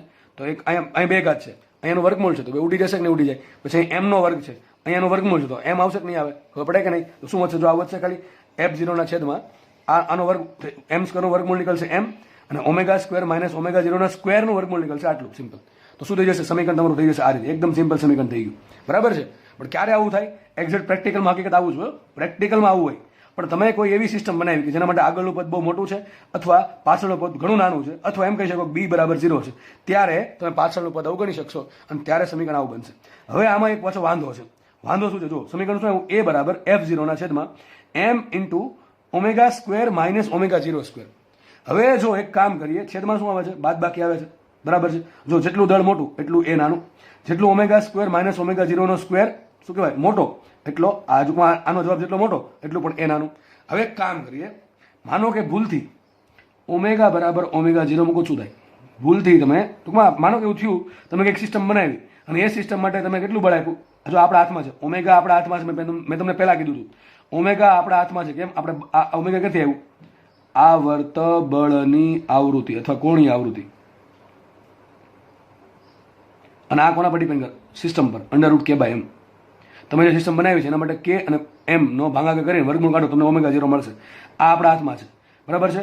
તો માનો કે તમે આવર્ત બળની કોણીય આવૃત્તિ એ પ્રમાણે સેટ કરી કે જેથી ઓમેગા બરાબર ઓમેગા 0 થઈ ગયું. તો હવે આ કેસમાં આગળ શું થાય? આમાં નહીં, આમાં કહું. આ કેસમાં આગળ શું થાય? ચલો વિચારીએ. જ્યારે ઓમેગા બરાબર ઓમેગા 0 થાય તો શું થશે? મૂકો અહીંયા ઓમેગા બરાબર ઓમેગા 0 મૂકો. તો અહીંયા આપણે ઓમેગા બરાબર ઓમેગા 0 મૂકે શું થશે? ઓમેગા 0 નો વર્ગ માઇનસ ઓમેગા 0 સ્ક્વેર. તો બે નું બાદબાકી શું આવશે? 0 આવશે. બે ની બાદબાકી 0, તો 0 ગુણ્યા m 0 છેદમાં એવું 0. તો શું આવશે? a બરાબર f0 ના છેદમાં 0. ધેટ મીન્સ a બરાબર ઇન્ફિનિટી. તો શું લખ્યું છે? જ્યારે ઓમેગા બરાબર ઓમેગા 0 એટલે કે આવર્ત બળની કોણીય આવૃત્તિ જ્યારે પ્રાકૃતિક દોલનની કોણીય આવૃત્તિ જેટલી થાય, આ પછી કહું છું, આવર્ત બળની કોણીય આવૃત્તિ બરાબર પ્રાકૃતિક દોલનની કોણીય આવૃત્તિ જેટલી થશે ત્યારે તમને ખબર છે છેદમાં 0 હોવાના કારણે એ થશે ઇન્ફિનિટી. ટૂંકમાં તમારી જે સિસ્ટમ છે એનો કંપ વિસ્તાર ઇન્ફિનિટી થઈ ગયો. એટલે માનો કે સિસ્ટમ પહેલા આ પ્રમાણે દોલન કરી હતી, ધીમે ધીમે ધીમે, હવે ફટાફટ દોલન કરશે આ રીતે. કેવો કંપ વિસ્તાર? ખૂબ જ મોટા કંપ વિસ્તારથી, બરાબર છે કે નહીં? તો આ જે ઘટના, કઈ ઘટના કે જેમાં કંપ વિસ્તાર અનંત થયો. કંપ વિસ્તાર અનંત શું કામ થયો? બે કન્ડિશનના કારણે. એક તો બી બરાબર 0 મૂક્યું એટલે, અને અથવા બી ઓમેગા ઘણું નાનું છે એટલે, ટૂંકમાં અવગણ્યું એટલે, અને એમાંય તે પાછું જ્યારે ઓમેગા બરાબર ઓમેગા 0 થાય ત્યારે કંપ વિસ્તાર અનંત થાય છે. આ જે કંપ વિસ્તાર અનંત થયો એને ઇંગ્લિશમાં કહેવાય રેઝોનન્સ અને સાદી ભાષામાં કહેવાય અનુનાદ. અને આ ઘટનાને કહેવાય અનુનાદીય ઘટના, બરાબર છે. તમને પ્રશ્ન પૂછાય કે અનુનાદ માટેની કન્ડિશન કઈ? શું દર વખતે ઓમેગા બરાબર ઓમેગા 0 થાય તો કંપ વિસ્તાર અનંત થઈ જ જશે અથવા અનુનાદ થઈ જ જાય? એક વસ્તુ યાદ રાખવી, અનુનાદ આવ્યો એટલે કંપ વિસ્તાર અનંત થવો જોઈએ કોઈ પણ હિસાબે. જો કંપ વિસ્તાર ઇન્ફિનિટી નહીં થાય, અનંત નહીં થાય, તો અનુનાદ થતો નથી. વિચારો આપણે આ સમીકરણમાં એક કામ કરીએ. ઓમેગા બરાબર ઓમેગા 0 મૂકી દઈએ. શું કહું છું? અહીંયા ઓમેગા બરાબર ઓમેગા 0 મૂકો તો શું થશે? Omega 0 square minus omega 0 square. બે ઉડી જશે કે નહીં ઉડી જાય? તો બે ઉડી ગયા તો આખું પાછું થઈ ગયું 0. તો શું આવશે? તો આન્સર આવો આવશે, f0 ના છેદમાં આ તો પદાખું ઉડી ગયું ને, 0 થઈ ગયું. આ પદાખું 0 થઈ ગયું કારણ કે ઓમેગા 0 બીજાને ઉડાડી દીધા. તો આ 0 થઈ ગયું. વધશે શું? બી સ્ક્વેર ઓમેગા સ્ક્વેરનું વર્ગમૂળ. શું આવશે? બી ઓમેગા. તો જો અહીંયા કંપ વિસ્તાર 0 નથી થતો, સોરી ઇન્ફિનિટી થતો નથી. કેટલો થયો? f0 ના છેદમાં બી ઓમેગા. તો દર વખતે એવું જરૂરી નથી કે ઓમેગા બરાબર ઓમેગા 0 થાય તો કંપ વિસ્તાર અનંત થશે જ.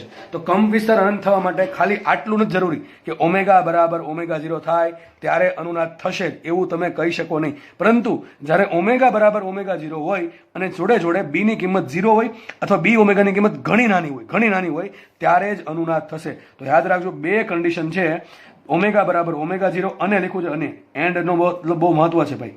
બેમાંથી બે કન્ડિશન સેટિસ્ફાય થવી જોઈએ. એક કન્ડિશન સેટિસ્ફાય થાય, બીજી ના થાય તો અનુનાદ થશે નહીં. તો પહેલી કન્ડિશન કઈ છે? બંને આવૃત્તિઓ સરખી થવી જોઈએ. કઈ આવૃત્તિ? તમે જે બળ આપો છો આવર્ત બળ એની કોણીય આવૃત્તિ અને સિસ્ટમ જે છે એ સિસ્ટમની પ્રાકૃતિક આવૃત્તિ. કોને કહેવાય પ્રાકૃતિક આવૃત્તિ? અંડરરૂટ કે બાય એમને. એ બંને જ્યારે સરખી થાય અને લખ્યું છે અને એટલે ફરજિયાતપણે બીજી કન્ડિશન તમારે સેટિસ્ફાય કરવી જ પડે. અને શું થાય? બી ઓમેગા ખૂબ જ ઓછું હોય અથવા બી બરાબર 0 હોય. તમને પ્રશ્ન પૂછાય ઓપ્શન, ચલો તમને દાખલા પૂછવાનો, જીમાં નેટમાં સેમ પ્રશ્ન પૂછવાનો. માનો કે નીચેનામાંથી કયા વિધાનો અનુનાદ થવા માટે જરૂરી છે? ઓપ્શન એ ઓમેગા બરાબર ઓમેગા 0, સાઈડમાં લખવું છે. ઓમેગા શું છે? દોલનની આવૃત્તિ અને ઓમેગા 0 છે પ્રાકૃતિક આવૃત્તિ. ઓપ્શન બી ઓમેગા ઘણું નાનું અથવા બી બરાબર 0. ઓપ્શન સી એ અથવા બી. ઓપ્શન ડી એ અને બી. ચલો માનો કે આ પ્રશ્ન પૂછાણો તો આન્સર આવશે ડી. તમે ખાલી આ ટીક નહીં કરી શકો કે ઓમેગા બરાબર ઓમેગા 0 હોય તો અનુનાદ થાય એવું કોઈ શક્યતા છે નહીં, કારણ કે જો નથી શક્યતા, બરાબર. આમાં બી બહુ મોટો હોય, તમે કંઈક એવી સિસ્ટમ બનાવી કે એના માટે બી બહુ મોટો છે, બહુ વધારે વર્તુક બળ લાગે છે, તો એને કોઈ દિવસ અનુનાદ નહીં થાય. કંપ વિસ્તાર બહુ નાનો હશે, મોટો હોવાને બદલે બહુ નાનો હશે, તો બધું કોના પર ડિપેન્ડ કરે? બી પર ડિપેન્ડ કરે. પણ ખાલી બી પર ડિપેન્ડ નથી કરતું. ઓમેગા બરાબર ઓમેગા 0 જ્યાં સુધી નહીં થાય ત્યાં સુધી આ પદ છે એ ઘણું નાનું નહીં થઈ શકે. ટૂંકમાં ઓમેગા બરાબર ઓમેગા 0 થવું જોઈએ અને બી બરાબર 0 થવું જોઈએ, તો બી ઓમેગા ઘણું નાનું થવું જોઈએ. તો શું આન્સર આવશે? ડી આન્સર આવશે કે ભાઈ ઓમેગા બરાબર ઓમેગા 0 હોવું જોઈએ જોડે જોડે બી ઓમેગા ઘણું નાનું હોવું જોઈએ અથવા તો બી 0 હોવું જોઈએ. તો શું આન્સર આવશે? ડી આન્સર આવશે. તો બે કન્ડિશન જરૂરી છે. It's must be satisfy both of them, બરાબર છે. બંને કન્ડિશન સેટિસ્ફાય થવી જોઈએ. ઓમેગા બરાબર ઓમેગા 0 થવું જોઈએ અને બી ઓમેગા ઘણું નાનું થશે અથવા બી 0 હોય અથવા ટેન્સ ટુ 0 હોય, બી ઘણું ઓછું હશે. હવે બી ઓછું હોય તો જ બી ઓમેગા નાનું હોય, સમજ પડે કે નહીં? તો બી ઓમેગા ઘણું નાનું હોવું જોઈએ અથવા બી 0 હોવું જોઈએ, તો બી ટેન્સ ટુ 0 હશે તો જ અનુનાદ થશે. તો બહુ મસ્ત કેસ છે. તમને ખબર હશે, તમે ઘણી વખત ચોપડી વાંચ્યું હશે કે સૈનિકો છે પુલ પર માર્ચ કરતા હોય, બરાબર છે, ત્યારે હકીકત શું કરે? એની જે તાલ છે ને, પગનો તાલ, બરાબર છે, એની જે આવૃત્તિ છે એ હકીકત બળ લગાડે છે, શું લગાડે? પુલ પર બળ લગાડે છે, ફોર્સ લગાડે છે. એ ફોર્સના કારણે કંઈક આવૃત્તિ ઉત્પન્ન થશે. જો એ માર્ચ કરે ત્યારે એવું નહીં પગ ધબધબાટ કરે એવું સીધું નથી. અમુક સમય માટે પગ ઉપર થાય, બરાબર, પછી નીચે જાય. ટૂંકમાં એક આવર્ત બળ લાગે, ફિક્સ અમાઉન્ટ એવું નહીં. ચલો ભાઈ એની પર તમે બેસી જાઓ પુલ પર તો એક ફિક્સ પ્રકારનું બળ લાગશે F0. પણ હકીકત એના પર શું થાય? પગ ઉપર લઈ નીચે મૂકે, પગ ઉપર લઈ નીચે મૂકે એટલે શું થશે? આવર્ત બળ લાગશે. ભાઈ ફિક્સ અમાઉન્ટનું બળ લાગે પણ ચોક્કસ સમય માટે એક ચોક્કસ સમય લાગે છે અને સતત નથી લાગતું. ઘડીક લાગે, ઘડીક નહીં લાગે, ઘડીક લાગશે, ઘડીક નહીં લાગે. તો ધારો કે એ જે માર્ચ કરે છે એની આવૃત્તિ ઓમેગા છે અને તમારો જે પુલ ડિઝાઇન કર્યો છે, બરાબર, પુલ ડિઝાઇન જેને કર્યો હશે એન્જિનિયરે, સિવિલ એન્જિનિયર જે પણ હોય, બરાબર છે, એની કંઈક પ્રાકૃતિક આવૃત્તિ હશે. ધારો કે ઓમેગા 0 છે, એનું મૂલ્ય કેટલું હશે? √k/m. કેટલું હોય? √k/m. તો જ્યારે જો માર્ચ કરે છે તો ટૂંકમાં જે સૈનિકોના પગની જે આવૃત્તિ મળે છે, દોલનની આવૃત્તિ કેટલી? ઓમેગા. અને જો ઓમેગા 0 સરખા થાય તો પુલ તૂટવાના ચાન્સ વધે. કારણ કે આ પદ આખું 0 થઈ ગયું તો કોના પર આધાર આવ્યો? B ઓમેગા પર. જો એના માટે જો B ઓછું હોય તો પુલ તૂટી જ જશે 100%. ટૂંકમાં એવું નથી કે ભાઈ ગંભીર અનંત થઈ જાય તો જ પુલ તૂટે. ભાઈ પુલ એટલે કે એવું નથી કે અહીંથી છેક 1 કિલોમીટર ઉપર જઈને પછી નીચે આવે તો કંપવિસર અનંત એમ કહેવાય. કંપવિસર અનંત મતલબ એમ છે કે તમારી સિસ્ટમ તૂટીવાના સંભાવના ધરાવે છે. હવે પુલ માટે કંપવિસર 1 મીટર થયો તો શું હાલત? વિચારો પુલની. પુલને માટે કંપવિસ્તાર 1 મીટર થાય છે. પુલ અત્યારે આ પુલ છે, હવે આખો એના કંપવિસર આ પ્રમાણે બેન્ડિંગ થયું ને આમ થયું, 1 મીટર થાય તો ક્યારે તૂટી ગયું? 1 મીટર પહેલા જ તે. તો એવું નથી પુલ માટે A બરાબર ઇન્ફિનિટી થાય ત્યારે પુલ તૂટે. સમજ પડે છે? તો ધ્યાન એ રાખવું પડે કે જે માર્ચ કરે છે એની જે કોણીય આવૃત્તિ છે એ પ્રાકૃતિક આવૃત્તિ કરતાં કેવી હોવી જોઈએ? અલગ હોવી જોઈએ. સરખી તો ના જ હોવી જોઈએ. આ વધારે હોય તો ચાલે, ઓછી હોય તો ચાલે, પણ સરખી તો થવી જોઈએ. એની સરખી ન થવી જોઈએ, સરખા નજીક ન પહોંચવી જોઈએ, તો ચાન્સ વધી જાય. બરાબર કે નહીં? ભાઈ ઘણા એમ વિચારે સર એ તો ઇન્ફિનિટી ક્યાં થયું આમાં? પુલ માટે તો B મોટું હોય. પણ દોસ્ત હું એમ કહું છું આ પદ જેટલું મોટું એટલું સારું. પુલ માટે આ પદ જેટલું મોટું એટલું સારું. કેમ? પુલ માટે કંપવિસર વધારે હોવો જોઈએ, ઓછો હોવો જોઈએ? અરે આપણે કંપવિસર આપવું શું કામ પુલને? પુલ આ પ્રમાણે ડિઝાઇન કર્યો છે. આ પુલ માનો કે સપોઝ કે પુલ છે, જે સપોર્ટ આપેલા છે, આ સપોર્ટ આપેલા છે. હવે પુલને દોલન શું કામ કરવા જ દેવાના? થોડો કે દોલન કરે શું થશે? બેન્ડિંગ થશે. બેન્ડિંગના કારણે 100% ચાન્સ છે કે એમાં તિરાડ પડશે, ક્રેકિંગ થશે અને ક્રેકિંગના કારણે કોઈ સમયે તૂટી જશે. બરાબર છે કે નહીં? પછી એક ભાઈ એમાં સિમેન્ટ ઓછી નાખી દે, હા એ જે પણ હોય. પણ પુલ માટે કંપવિસર બને એટલો ઓછો હોવો જોઈએ. કંપવિસર ઘટાડવા માટે આપણે બે પદ છે, એક તો આ ઓમેગા વાળું પદ ને એક B વાળું પદ. ચલો પુલ માટે ચલો B બહુ વધારે છે, પણ આ પણ સપોર્ટ આપે કે ન આપે ઘટાડવા માટે એને? તો એ જેટલો ઓછો હશે પુલ માટે એટલું જ સારું છે આપણી પાસે. બરાબર કે નહીં? ચલો બીજું એક એક્ઝામ્પલ લઈએ.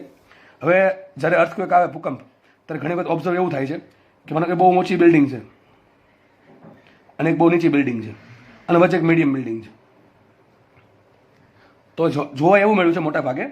હવે જે પેલું શું કહેવાય, આપણે અર્થક્વેક આવે એમાં 2 પ્રકારના તરંગો હોય. એક પ્રાઇમરી વેવ્સ હોય અને એક સેકન્ડરી વેવ્સ હોય. એ બંનેની કંઈક આવૃત્તિ હોય.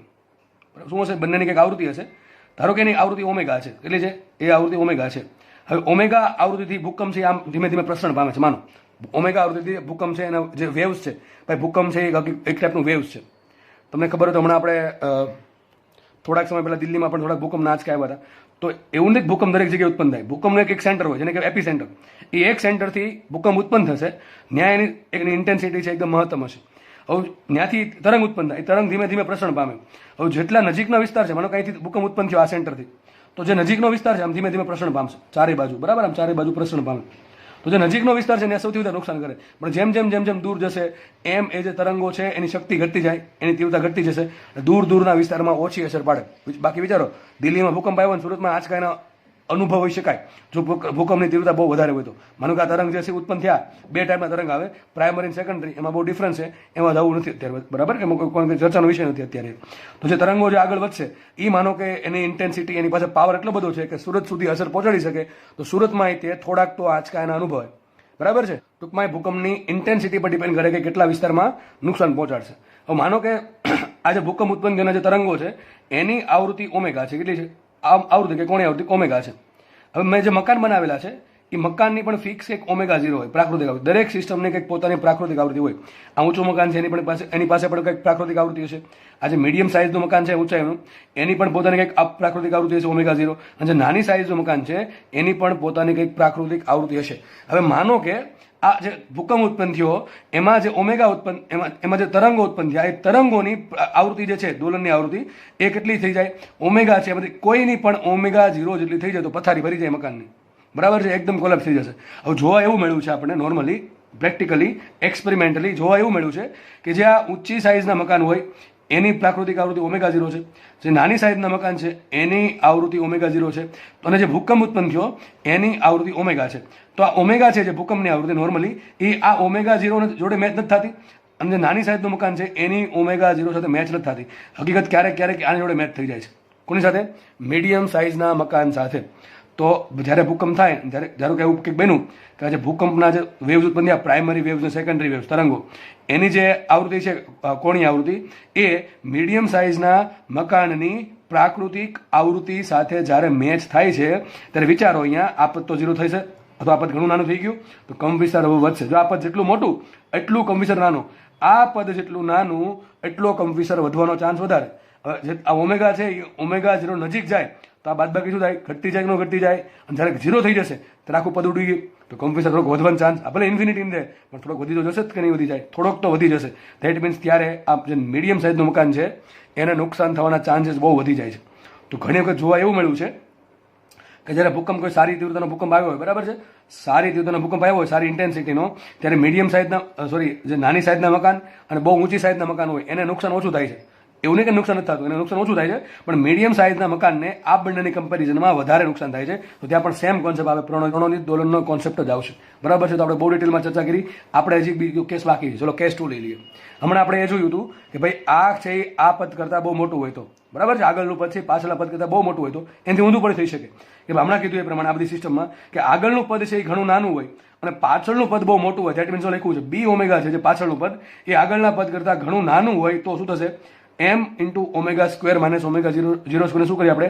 અવગણી નાખીએ તો વચ્ચે શું? અહીં લખ્યું હતું એ જ બી સ્ક્વેર ઓમેગા સ્ક્વેરનું વર્ગમૂળ શું આવશે? f0 by B omega. તો શું આવશે? કંપવિસ્તાર એ બરાબર f0 બાય બી ઓમેગા. હવે તમે જો આમાં એવું ઈચ્છતા હો કે તમારો કંપવિસ્તાર બહુ વધે એવો ના જોઈએ તો શું હોવું જોઈએ? બી બને એટલું મોટું હોવું જોઈએ. જો એવું નથી ભાઈ બી હંમેશા ગંદુ જ છે એટલે ઘણા એમ માને કે અવરોધ છે હંમેશા અથવા ઘર્ષણ છે હંમેશા નુકસાનકારક જ છે. ના, અવરોધ છે બી છે બધું બહુ ઘણું કામનું છે. અમુક જગ્યાએ કામનું હોય, અમુક જગ્યાએ નકામું હોય.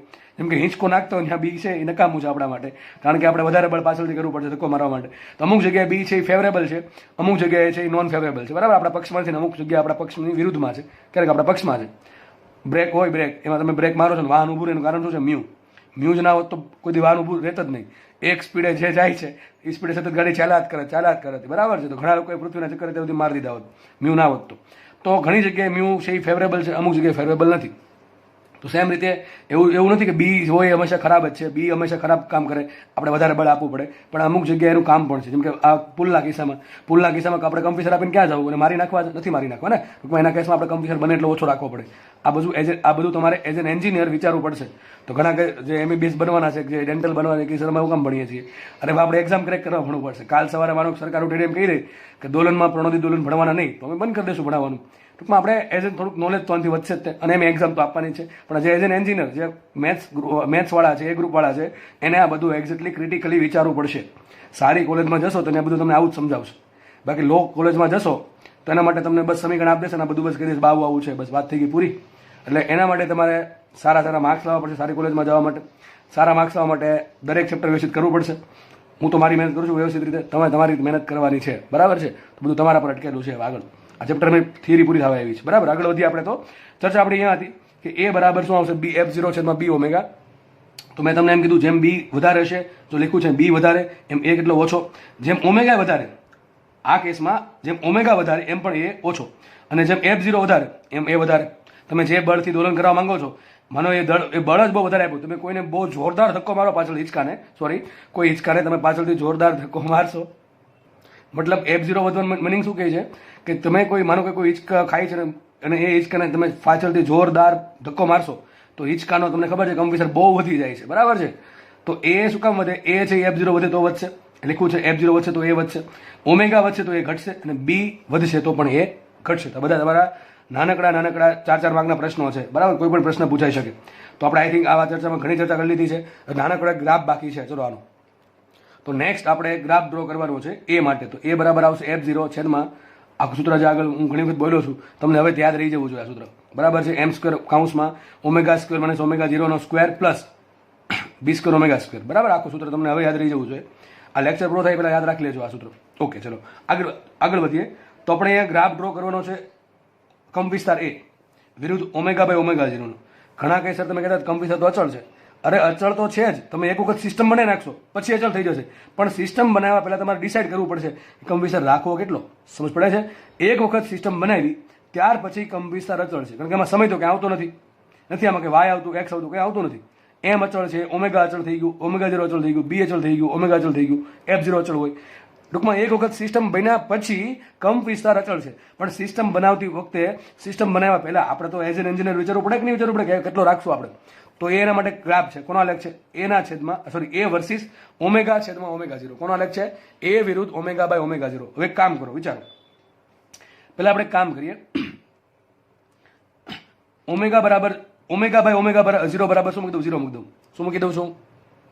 Omega by omega 0. આ ગુણાકાર ગુણોત્તર છે. શું છે? આ ગુણોત્તર છે, એના બરાબર 0. ટૂંકમાં આ પોઈન્ટ મળશે કે નહીં મળે? કોનો આલેખ છે? હું ફરીથી કહી દઉં છું. એ વિરુદ્ધ ઓમેગાના છેદમાં ઓમેગા 0. આવો આલેખ નથી. એ વિરુદ્ધ ઓમેગા. સમજ પડે છે? તો એ વિરુદ્ધ ઓમેગા બાય ઓમેગા 0 નો આલેખ છે. ચલો તો એક કામ કરીએ આપણે. ઓમેગા બાય ઓમેગા 0 બરાબર 0 લીધા પોઈન્ટ કયો મળશે? આ મળે શરૂઆતનો પોઈન્ટ. આ પોઈન્ટ મળે. ચલો ત્યાં જોઈએ આપણે. તો ઓમેગા બાય ઓમેગા 0 બરાબર 0 મૂકે સાબિત શું થયું? ઓમેગા બરાબર 0 સાબિત થયું. ઓમેગા બરાબર 0 સાબિત થયું. તો એક કામ કરીએ, ઓમેગા બરાબર 0 મૂકો તો આ પદ ઉડી જશે. તો ઓમેગા આખું પદ ઉડી ગયું. ઓમેગા 0 થઈ ગયા એટલે આ પદ ઉડી જશે. આ પાછળનું પદ ઉડી ગયું. આમાં પણ ઓમેગા 0 મૂકો તો આ આગળનું પદ ઉડી જશે. શું આવશે? m² કૌંસમાં 0 માઇનસ ઓમેગા 0 નો સ્ક્વેરનો સ્ક્વેર. શું આન્સર આવશે આનું? 0 માઇનસ ઓમેગા 0 સ્ક્વેર નો સ્ક્વેર શું થાય? ઓમેગા 0 ની 4 ઘાત થાય ને? શું થાય? અરે ભાઈ આમ આવશે કે નહીં આવે? m² ઓમેગા 0 ની 4 ઘાત ઉપર બાજુ શું છે? વર્ગમૂળ છે 1/2. તો વર્ગમૂળ ઘડત શું આવશે? m omega 0 square. શું આવશે? m omega 0 square. તો છેદ આવો થઈ જશે. અંશમાં શું આવશે? F0. તો યાદ રાખો, જ્યારે ઓમેગા 0 હશે, આમાં ઓમેગા 0 હશે અથવા ઓમેગાના છેદમાં ઓમેગા 0 બરાબર 0 લેવામાં આવે, ધેટ મીન્સ આ પોઈન્ટ પર કંપવિસ્તાર કેટલો હશે? એ બરાબર હશે F0 by m omega square. કેટલું આવ્યું કે નહીં? જો ભાઈ આટલું આવ્યું. એ બરાબર F0 ના છેદમાં શું આવશે અહીંયા? m omega 0 square.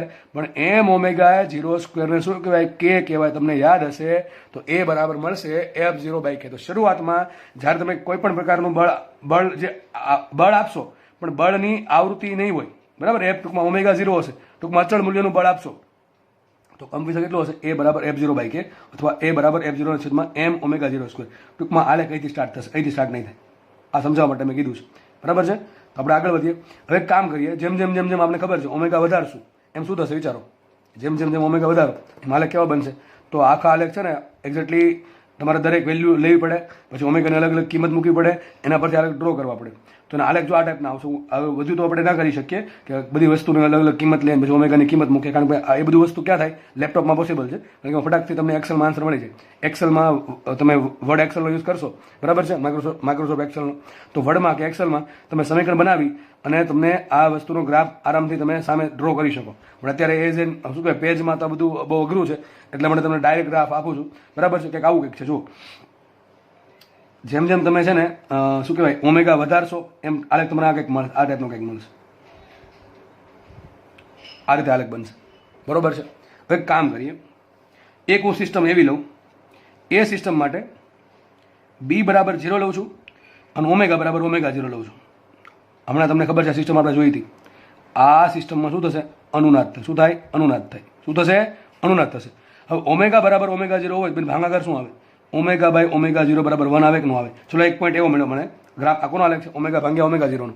એમાં એક પોઈન્ટ એવો છે કે જ્યાં ઓમેગા બરાબર ઓમેગા 0 છે. આ કયો પોઈન્ટ છે? ઓમેગા બરાબર ઓમેગા 0 છે. ટૂંકમાં બેનો ભાગાકાર કેટલો છે? 1 છે. તો જો લખ્યું છે અહીંયા ઓમેગા બરાબર ઓમેગા 0 બરાબર, અથવા શું લખાય ને? ઓમેગા બરાબર ઓમેગા 0 બરાબર. આટલી ખબર પડી ગઈ. અને માનો કે સિસ્ટમ કે ટાઈપની છે એના માટે બી પણ 0 છે. તો કંપવિસ્તાર કેટલો હશે? ઇન્ફિનિટી હશે. કેટલો હશે? ઇન્ફિનિટી. ટૂંકમાં આ પોઈન્ટ મળશે, બહુ ઊંચો હોય, બરાબર છે? તો તમને આલેખ કંઈક આવો બનશે.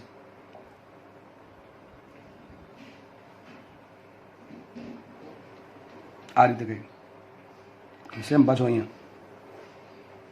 સમજ પડે છે કે નહીં પડતી? આ શું બતાવે છે? અહીંયા બી 0 થયું છે અને ઓમેગા બરાબર ઓમેગા 0 થયું છે, એટલા માટે આવું થયું. પછી તમે જેવા આમ સાઈડમાં આવ્યા, આ પોઈન્ટ પર કંપવિસ્તાર અનંત છે. જેવા તમે સાઈડમાં આવ્યા એટલે ઓમેગા બરાબર ઓમેગા 0 નથી હવે, બરાબર? હવે તમે આમ જાઓ કે આમ જાઓ તો ઓમેગા બરાબર ઓમેગા 0 નહીં હોય તો કંપવિસ્તાર છે એ થોડો ધીમે ધીમે ઘટશે, બરાબર? આ પ્રમાણે, એટલે આ પ્રમાણે આલેખ આવશે. તો અહીંયા બી બરાબર 0 છે. ધારો કે બી બરાબર 0 નથી અને બીની કિંમત છે B1. પછી આપણે આલેખ દોરીએ. હવે ધીમે ધીમે હું બી વધારું છું. બી વધારતો જશે એમ કંપવિસ્તાર ઘટતો જશે, તો આલેખ કંઈક આવો આવશે. ઘણા કચરા દર વખતે ન થાય પેલું અનુનાદ. અરે મેં ક્યારે કીધું તું? અનુનાદ ક્યારે થશે? બી 0 હોય ત્યારે અને ઓમેગા બરાબર ઓમેગા 0 ત્યારે. અહીંયા ઓમેગા બરાબર ઓમેગા 0 તો છે, પણ બી બરાબર 0 નથી. બી બરાબર કેટલા છે? B1 છે. ચલો આના માટે B2 છે અને B2 ની કિંમત B1 કરતાં ઓછી છે.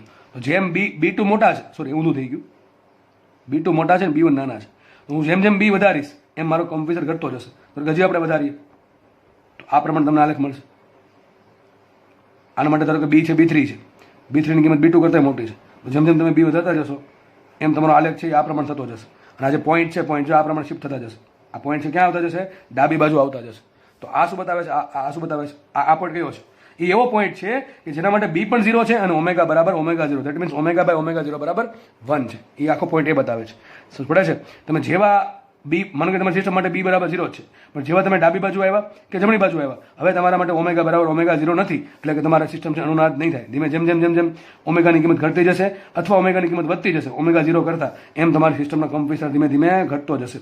અને જ્યારે ઓમેગા બરાબર જ્યારે ઓમેગા બરાબર 0 થાય ત્યારે કમ્પેરેટર આટલો હશે, F0/K, બરાબર. તો એકદમ સોલિડ આલેખ છે. આ એક્ઝેક્ટ આલેખ બનાવવો હોય તો આપણે લેપટોપનો યુઝ કરવો પડે, બરોબર. જેમાં આપણે અલગ અલગ એમની કિંમત લઈ લઈએ, ઓમેગા 0 ની કિંમત ફિક્સ કરી દઈએ, બીની કિંમત ફિક્સ કરી દઈએ, પછી આ ઓમેગાની કિંમત બદલાવ્યા કરીએ, F0 ની કિંમત ફિક્સ કરીએ તો આપણને એનો આલેખ આરામથી આ ટીપનો મળે. તમારે બીની અલગ વેલ્યુ નાખવાની. ધારો કે બી બરાબર તમે 0 નાખ્યું, તમને આ આલેખ મળશે, આ આલેખ મળશે. તમે ધારો કે બી બરાબર 1 નાખ્યું તો કંઈક આ આલેખ મળશે. બી બરાબર 2 નાખ્યું તો કંઈક આવો આલેખ મળશે. બી બરાબર 3 નાખ્યું તમને ટૂંકમાં આ ટાઈપનો આલેખ મળશે. એમ તમે ટૂંકમાં જેમ જેમ જેમ જેમ બી નીચે જાવ શું થાય છે? નીચે જાવ છો બી વધતો જાય છે. નીચે જાવ એમ બી વધે એટલે કમ્પેરેટર ઘટતો જાય. દેખાય છે અહીંયા મહત્તમ કમ્પેરેટર કેટલો? આના માટે બી બરાબર 0 માટે મહત્તમ કમ્પેરેટર કેટલો હોય? ઇન્ફિનિટી હોય ને. ક્યારે? ઓમેગા બરાબર ઓમેગા 0 થાય ત્યારે. પરંતુ બી બરાબર 0 નથી તો મહત્તમ કમ્પેરેટર આટલો જ આવશે. ધારો કે તમે બી હજી વધારો તો મહત્તમ કમ્પેરેટર આટલો જ આવશે. હજી બી વધારો તો મહત્તમ કમ્પેરેટર આટલો જ આવશે. ટૂંકમાં જેમ જેમ જેમ જેમ તમે બી વધારતા જશો એમ તમારો કમ્પેરેટર ઘટતો જશે. શું થાય? ઘટતો જાય. માનો કે ઘણા કેસર બી બરાબર ઇન્ફિનિટી કરી નાખ્યું હોય તો શું થાય? વિચારો, બી બરાબર ઇન્ફિનિટી હોય શું થાય? અરે બી બરાબર ઇન્ફિનિટી હોય તો છેદમાં ઇન્ફિનિટી આવશે, કમ્પેરેટર 0 થઈ ગયું. શું થઈ ગયું? કમ્પેરેટર 0. આવૃત્તિ વધારશો તો એ ફરક જ નહીં પડે, બરાબર છે. તો આલેખ આ ટાઈપનો થઈ જશે. ટૂંકમાં ધીમે ધીમે જેમ જેમ તમે બી વધારતા જાઓ છો, જેમ જેમ તમે બી વધારતા જાઓ છો એમ તમારો આલેખ જો સ્ટ્રેટ થતો જાય છે. અહીં જો વક્રાકાર છે, જેમ જેમ જેમ નીચે આવો છો એમ થોડુંક વક્રતા ઘટતી જાય છે, બરાબર છે. તો સેમ વસ્તુ તમને એન્જિનિયરિંગમાં ભણાવવામાં આવશે, કદાચ આવી રીતે ભણાવે તો. બાકી તમને સિમ્પલ કહી દેશે કે આ સૂત્ર છે, ત્યાં પણ બેઠું સૂત્ર આવશે, આવો જ આલેખ આવશે, પણ આની તમારે હજી એક સ્ટેપ એડવાન્સ લઈ જવામાં આવશે. આગળ હજી તમારે વાઇબ્રેશન ભણવાનું થશે જો તમે મિકેનિકલ એન્જિનિયર લેશો તો. અથવા કદાચ સિવિલમાં કદાચ આવતું હશે, કદાચ સિવિલમાં નહીં આવતું હોય, પણ મોસ્ટલી મિકેનિકલમાં તો પાક્કું આવશે જ, ગેરંટી છે. મિકેનિકલમાં આવશે ને ઓટોમોબાઈલમાં લગભગ આવશે. તો ઓટોમોબાઈલ એન્જિનિયરિંગ લેશો એમાં લગભગ વાઇબ્રેશન તમારે આવશે, બરાબર છે. તો આગળ હજી ઘણું બધું આમાં આવે છે. આ તો આપણે જસ્ટ પૂરું કરી દીધું આ ચેપ્ટર અહીંયા. ટૂંકમાં આ ચેપ્ટરની થિયરી અહીંયા પૂરી થાય છે. પ્રણોદિત દોલન સાથે આ બધી થિયરી પૂરી થાય છે. તો એઝ એન એન્જિનિયર બનતા પહેલાં આ બધું વિચારવું જોઈએ કે આપણે બધું આવું બધું ભણવાનું છે. એટલે આપણે સારા એન્જિનિયર બનવું હોય તો બધું આપણને વિચારતા આવડવું જોઈએ. કારણ કે આપણે સિસ્ટમ બનાવવાની છે, સિસ્ટમ કોઈક લોકો યુઝ કરશે. માનો કે સિસ્ટમમાં થોડો કંઈ ફોલ્ટ આવશે તો ઘણા લોકોને કદાચ જાન પણ ગુમાવવી પડે. એટલે આપણે બધું વિચારવું પડે. એવું નહીં ખાલી ભણવા ખાતર ભણી લઈએ. થોડુંક વિચારો દોસ્ત, આપણે એન્જિનિયરિંગ લેવાના છીએ. અત્યારે ટેકનોલોજી કેટલી એડવાન્સ પહોંચી ગઈ છે તો આપણે અપડેટે પણ રહેવું પડશે, બરાબર. તો થિયરી અહીંયા રાખીએ છીએ. નેક્સ્ટ લેક્ચરમાં આપણે દાખલાની શરૂઆત કરશું એક સાથે, બરાબર. ધન્યવાદ જઈને. અને આઈ થિંક બધાને આ લેક્ચરમાં મજા જ આવી હશે. તમને થોડોક પણ જો દોલનમાં વાઇબ્રેશનમાં ઇન્ટરેસ્ટ હશે, આ બધું થોડુંક નવું નવું જાણવામાં ઇન્ટરેસ્ટ હશે, ક્રિટિકલ થિંકિંગમાં ઇન્ટરેસ્ટ હશે, આપણે થોડું જાદુ વિચારી શકીએ બીજા કરતાં, એવું કંઈક તમારી મનોવર્તી હશે તો તમને 100% મજા આવી જશે, બરાબર. કોઈ શંકાને સ્થાન નથી. તો લેક્ચર અહીંયા રાખીએ. લેક્ચર જોવા બદલ ધન્યવાદ, આભાર, જય હિન્દ.